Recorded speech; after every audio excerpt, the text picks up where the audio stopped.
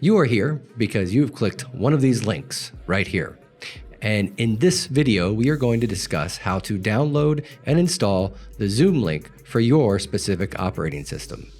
So let's go ahead and get started right now.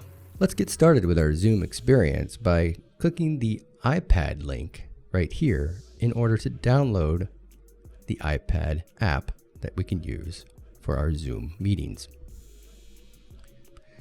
I will go ahead and open the link here on my iPad and click on open.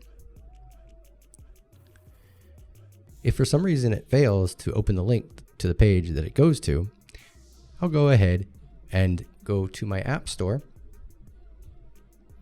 And when you're in the App Store, you can search for apps here.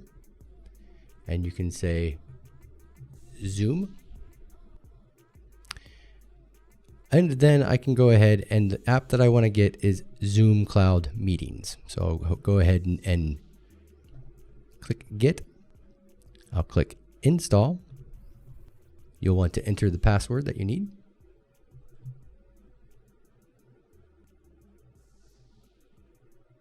And once you're done entering the password, it will begin the download.